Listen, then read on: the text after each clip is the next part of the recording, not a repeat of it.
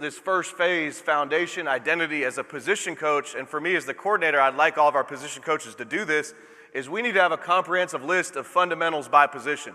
I thoroughly believe you can outcoach people still.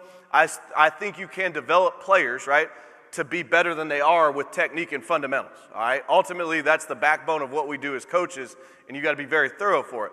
So I've talked about this a lot, but for me, at every position, we're going to have a comprehensive list of fundamentals, all right?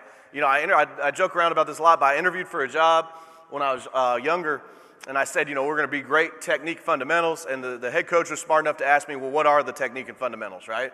And it's like, let me think about that, you know what I mean? So after that, I've kind of made it my mission as a DB coach, like what are the hardcore set of fundamentals at my position that we have to be good at to be able to run a coverage, use a technique, right? So every position, I want them to update this in this January, February period, identity foundation, and come up with their list of fundamentals. So for me at defensive back, the 4 fundamentals are alignment, eye discipline, footwork, and finish, all right? And then within that, there's subcategories of what go into that, right? Alignment, that's vertical and horizontal leverage, right? That's depth and width, all right? And then, you know, I always use the saying with defensive backs, the dictionary definition of leverage is something to gain an advantage, right? So if you don't play with leverage, you do not have an advantage. You have to get leverage, right? That's why it's number 1. You know, number 2 being eye discipline, which I think this is true across the board on defense.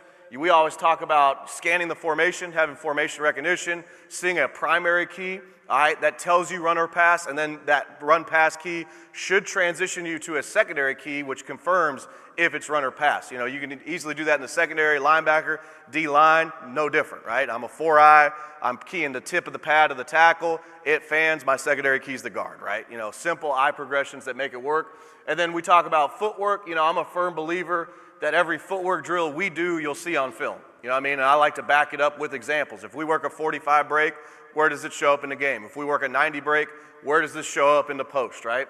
So primary footwork, and then we break it into secondary footwork, because in the secondary, to me, if your feet and eyes are in sync, then you can play well, right? If they're not in sync, it's hard to play well. And then obviously the finishes of block destruction, interceptions, PBUs, tackles, takeaways, right?